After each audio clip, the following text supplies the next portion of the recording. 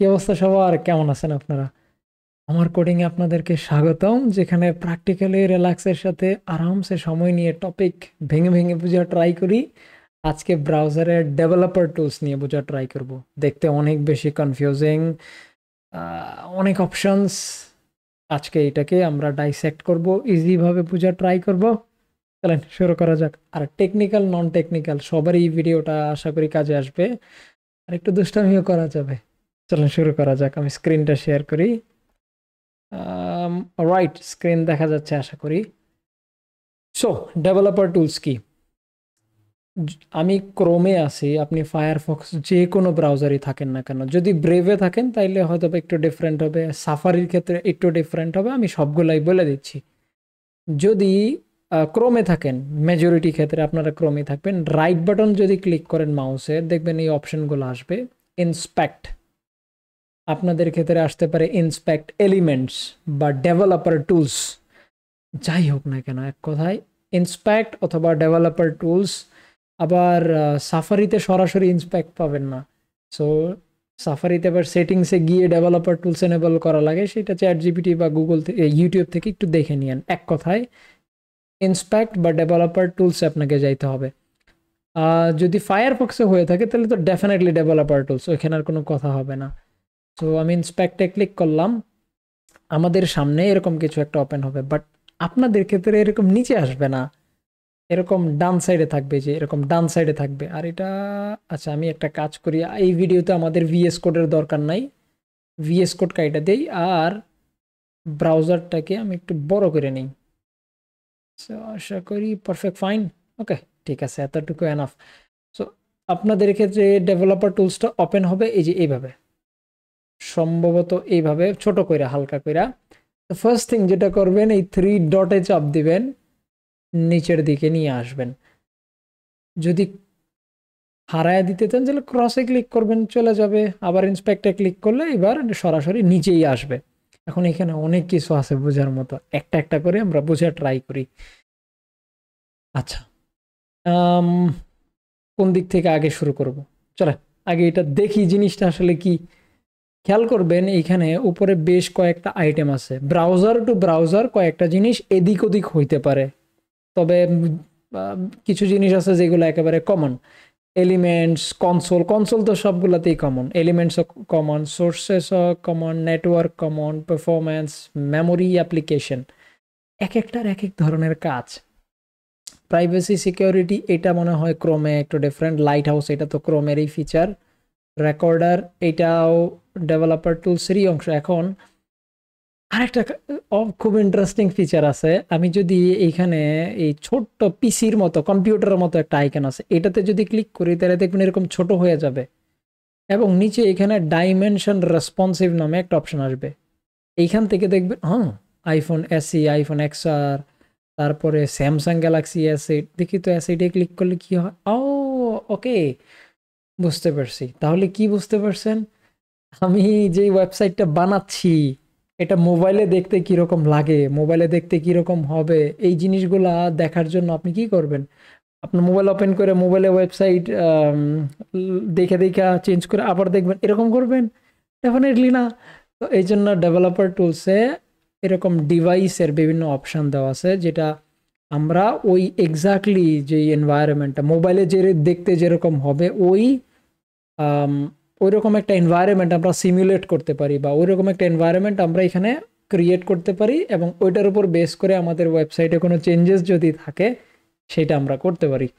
So elements, এটা element কনসোলের সাথে না, এটা আলাদা একটা অপশন। আবার যদি ক্লিক করি আবার আগের মতো হারায় যাবে, আবার ক্লিক করলে চলে আসবে। খেয়াল করবেন এখন যদি আমি রেসপন্সিভ সিলেক্ট করা থাকে তাহলে একটু ছোট বড় করা যায়, এবং নিচে থেকেও ছোট বড় করা যায়, কিন্তু যদি কোনো ডিভাইস সিলেক্ট করা থাকে তখন ছোট বড় করা যায় না।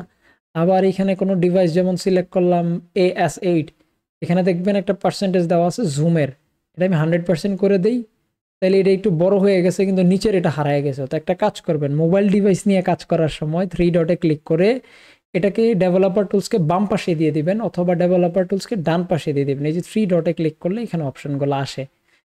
ঠিক আছে, পারফেক্ট, এত কঠিনের কি আছে? আমরা চাইলে ডান দিকেও দিয়ে দিতে পারি, এইবার ফুল যে ডিভাইসটা, ওই ডিভাইসের ফুল হাইট ওয়েট এখানে আসছে। ঠিক আছে, ভালো কথা। অনেকের আবার মাল্টিপল ডিসপ্লে থাকে, যেমন আমার আছে। তো এই ডক সাইট, এটাকে বলে ডক, এই ডক সাইটটাকে আমি আলাদা করে ফেলতে পারি। এখন হবে কি, এই যে ধ্যান দেখাচ্ছি আমি এরকম করে আলাদা। তো এটা আমি অন্য একটা মনিটরে রাখবো, এই আর পুরো ওয়েবসাইটটা আমার এইখানে থাকবে। দেখা গেছে আমি করলাম না, রেসপন্সিভ ইউজ করলাম না, তো এখন ফুল ওয়েবসাইটটা শো করছে। এখন আমি চাচ্ছি না নিচে থেকে এই ওয়েটটা, এই যদি ডেভেলপার টুলসটা নিচে থাকে অনেকটা জায়গা খায় নেয় না, তো আমি চাচ্ছি না আমার অন্য আরেকটা মনিটরে থাকুক, জাস্ট টান দিয়া ওই মনিটরে নিয়ে গেলাম। তো ব্যাস, আলাদা করে নেবেন আপনার মন মতো, কাজে যেটা সহজ হয়, সিম্পল, এত কঠিন করার কি আছে। তো আমি নিচে প্রেফার করি, আমার কাজের জন্য নিচে রাখলাম। আর যখন মোবাইলে কাজ করি তখন আমি ডান সাইডে দিয়ে দিই, বাম সাইডে দিয়ে দিই, এরকম করে বাম সাইডে দিয়ে দিই। ঠিক আছে, ভালো কথা, সামনে এগোনো যাক। আচ্ছা, এবার নিচে। তো এই এলিমেন্টস, কনসোল, সোর্সেস এক একটার এক এক কাজ। যখন আমরা রিঅ্যাক্টে বা নোড.js নিয়ে কাজ করব, তখন আমরা এপিআই কল স্টাডি করব। এপিআই কলের সময় আমরা নেটওয়ার্ক দেখব। এক কথায় ব্রাউজারে যত নেটওয়ার্ক রিলেটেড কাজ হয়, বা নেটওয়ার্ক মানে youtube.com-এ গেলাম, তো আমার ব্রাউজারের ইউটিউবের সাথে কেমনে কথা বলবে? ব্রাউজার ইন্টারনেটের থ্রুতে ইউটিউবের সাথে কথা বলবে। তো ইন্টারনেটের কি পাঠাইলাম, কি আসলো, সবকিছুই নেটওয়ার্ক ট্যাবে আমরা দেখব। তারপরে কনসোলে, এগুলো নিয়ে বিস্তারিত কথা বলা যাবে। এখন আপনাদেরকে একটা মিনি ধারণা দিচ্ছি যে ডেভেলপার টুলসটা কি। আচ্ছা ঠিক আছে, এবার সব থেকে ইন্টারেস্টিং হচ্ছে এলিমেন্টস ট্যাব। ইন্টারেস্টিং জিনিস দেখাই, যদি কই যাওয়া যায় বলেন তো? উইকিপিডিয়াতে যাই। আফটার আ লং টাইম আমি উইকিপিডিয়াতে যাচ্ছি। ওকে, কি নিয়ে সার্চ করা যায় বলেন তো? রিয়াক্ট। আচ্ছা ঠিক আছে, ভালো কথা। এখন রাইট বাটন ক্লিক করলে ইন্সপেক্ট, দেখেন ইন্সপেক্ট আগে নিচে আসছিল, এখন একটা ওয়ার্ড সিলেক্ট হয়ে যাওয়ার কারণে ইন্সপেক্টটা কোথায় চলে আসছে। তো একটু খেয়াল করবেন, ইন্সপেক্ট অথবা ডেভেলপার টুলস। ছোট হয়ে গেল কেন আমরা জানি, জাস্ট ডেভেলপার টুলসটা আমরা করে দিই অফ রেসপন্সিভ মোড। এটাকে ওই রেসপন্সিভ মোড বা মোবাইল মোড কিছু একটা বলতে পারেন। তো এটা অফ করে দিলাম, আমাদের আবার আগের মতো আসতেছে, পারফেক্ট। আচ্ছা, এখন এখানে লেখা আছে the internet we were promised. একটা কাজ করি, এই যে দেখেন কম্পিউটারের পাশে এখানে একটা ছোট আরেকটা আইকন আছে, এটাতে ক্লিক করি। তারপর আমি কিন্তু একটা ক্লিক করছি, তারপরে মাউস যেখানে নিচ্ছি দেখবেন কিরকম যেন কালার আসতেছে। সো এটা আপনাকে কিছু করতে হবে না, নিজে নিজেই আসবে। আমি যে এই যে লেখাটা আছে না, এটার উপরে ক্লিক করলাম, দেখলাম কিছুই হয় না, হয়েছে। এবার দেখবেন নিচে কিরকম যেন, এই যে আমি এখানে ক্লিক করছি এটা সিলেক্ট হয়ে গেছে। এবার যদি এই যে নিচে দেখবেন তীরের মতো আছে, এটা যদি খুলি তারপরে দেখবেন এই লেখাটা আপনি এখানে পাবেন। অথবা আরেকটা কাজ করতে পারেন যেটা খুবই শর্ট, যেইটা আপনি সিলেক্ট করতে চাচ্ছেন, ভাই সিলেক্ট করে হবে কি দেখাচ্ছি। ওইটার উপরে মাউসটা নিয়ে যাবেন, রাইট বাটন ক্লিক করবেন, ইন্সপেক্টে চাপ দিবেন। মাই ব্যাড, এরকম হচ্ছে কেন? দাঁড়ান আমি আবার একটু রিলোড দিয়ে নেই, কিছু আনপ্ল্যান্ড হয়ে যায়। It's okay, relax. আচ্ছা, যেমন ধরেন এটা সিলেক্ট করবো, তো রাইট বাটন ক্লিক করব, ইন্সপেক্টে দিব।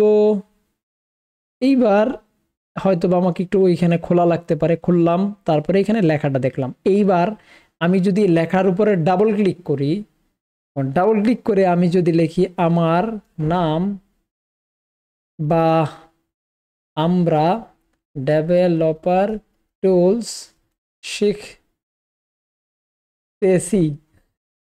এবার এন্টারে চাপ দিব, ম্যাকে হলে রিটার্নে চাপ দিব, বা যদি একদম রিল্যাক্স হচ্ছে বাইরে কোথাও জাস্ট একটা ক্লিক করে দিব। এখানে কি আসছে? আমরা ডেভেলপার টুলস শিখতেছি। ইন্টারেস্টিং না জিনিসটা? কিছু করলাম না, ওয়েবসাইটের কন্টেন্ট চেঞ্জ করে লাইলাম, ভালো কথা। এইবার আর্টস অ্যান্ড এন্টারটেনমেন্ট, চলেন এইটারেও করা যাক। এখন এই যে দেখেন কি হইলো, এটার ক্ষেত্রে কিন্তু যে যখন এখানে সে ইন্সপেক্ট করছিলাম তখন আমাদেরকে এই ছোট্ট তীরে, জানি না দেখা যাচ্ছে কিনা, আমি একটু জুম করে দিই, এই যে ছোট্ট তীরে ক্লিক করে ওপেন করা লাগছিল, কিন্তু আর্টস এন্টারটেইনমেন্টের ক্ষেত্রে ওপেন করা লাগে নাই, সরাসরি এখানে চলে আসছে। তো এখানে নাম কি দিব বলেন তো? আমার কোডিং। কি করব? বাইরে ক্লিক করব, আমার কোডিং। ইন্টারেস্টিং না জিনিসটা? এলিমেন্টস ট্যাবটা হচ্ছে ওই ট্যাব যেখানে আমাদের HTML এর যত ট্যাগগুলো আছে এখান থেকে আমরা দেখতে পারবো। ট্যাগের পাশাপাশি যে ক্লাস আছে, এক কথায় যে HTML-টা আমরা লিখছি, HTML এর সব কিছু আমরা এলিমেন্টসে দেখতে পারবো এবং এখান থেকে এডিটও করতে পারবো, দুষ্টামিও করতে পারবো। তাহলে CSS কিছু করা যাবে না? করা যাবে, কে মনে করছে? তো আমরা আবার এই আমার কোডিংটাকে সিলেক্ট করি, করার পরে এই যে ডান সাইডে দেখতে পাচ্ছেন স্টাইলস, কম্পিউটার, লেআউট, অনেক কিছু, হালকা একটু এদিকে নিয়ে আসি, দেখবেন এলিমেন্ট স্টাইল নামে কিছু একটা আছে। এইখানে শুধু আমি এই যে এই বাম দিকে ডান দিকে খালি জায়গায় বা যে কোনো কোথাও একটা ক্লিক করব, একটা ক্লিক, দেখবেন এরকম কি যেন চলে আসছে। এইবার আপনার CSS এর যা অ্যাপ্লাই করার ইচ্ছা করেন। যেমন আমি দিব কালার, কালার কি দিব? অরেঞ্জ, অরেঞ্জ হয়ে গেছে। আমি কি দিব? দিব ফন্ট সাইজ, দিব কত? 100 পিক্সেল। দেখেন কত বড় হয়ে গেছে। আপনার মন মতো যা CSS ইচ্ছা সব অ্যাপ্লাই করতে পারবেন, বাট এটা পার্মানেন্ট না। রিলোড দিবেন সব চলে যাবে। সো এটা কেন তাইলে? এটা হচ্ছে যখন আমরা অ্যাপ্লিকেশন বানাবো তখন আমাদের কাছে আসবে। কখন আসবে? এখন ভাই এটা এটা এমন ফালতু জিনিস কই কাজে আসতে পারে? আসবে আসবে আসবে, দাঁড়ান না, সামনে আরো অনেক কিছু দেখতে যাচ্ছি আমরা।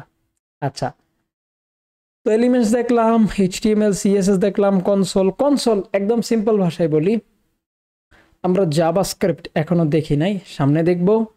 আর আপনারা যারা জাভাস্ক্রিপ্ট দেখে সেই ভিডিওটা দেখতেছেন তারা তো অলরেডি জানেনই, এটা হচ্ছে এমন একটা জায়গা যেখানে আমরা জাভাস্ক্রিপ্ট নিয়ে খেলাধুলা করতে পারি সিম্পল ভাষায়। আর অনেক কাজ আছে, সব পরে দেখব। যেমন এখানে যে আমি চাইলে একটা ভ্যারিয়েবল, যারা জাভাস্ক্রিপ্ট জানেন না তারা বুঝবেন না, যেমন আমি লিখলাম নেম, আমরা জাভাস্ক্রিপ্ট পরে বিস্তারিত দেখব, আজমিন। এইবার আমি যদি লিখি কনসোল ডট লগ নেম, এই যে আজমিন চলে আসছে। তো এটা যেটা সিম্পল ভাষায় জাভাস্ক্রিপ্ট প্লেগ্রাউন্ড, এবং আরো অনেক কিছু আমরা পরে এটা নিয়ে বিস্তারিত দেখব। তো এলিমেন্টস দেখলাম, সোর্সেস, সোর্সেস এটা পরে, এটা ডিবাগিং এর জন্য আমরা আমাদের কাজে আসবে, সেটা আমরা পরে দেখব। তারপরে হচ্ছে নেটওয়ার্ক, তারপরে নেটওয়ার্ক কি, নেটওয়ার্ক API কলস নিয়ে যখন আমরা স্টাডি করব তখন। তারপরে আমাদের কি পারফরম্যান্স, মেমোরি, তারপরে হচ্ছে অ্যাপ্লিকেশন।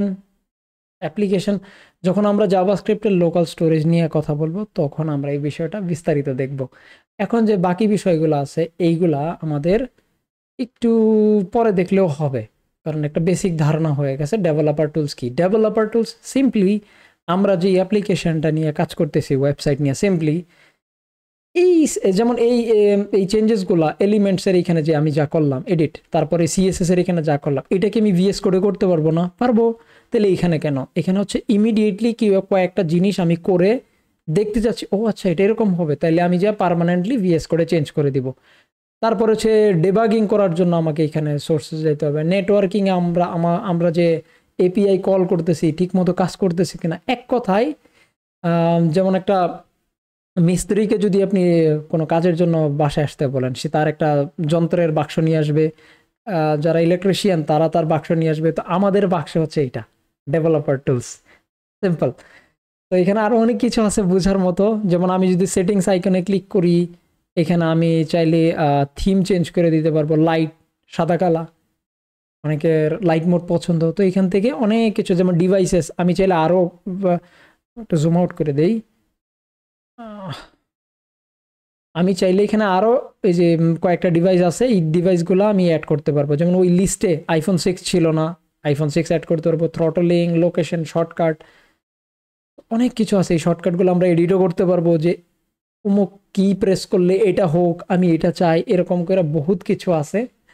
আমরা পরে সেগুলা জানবো আরো বিস্তারিত। তো এই হচ্ছে আমাদের ডেভেলপার টুলস। 15 মিনিট হয়ে গেছে অলরেডি।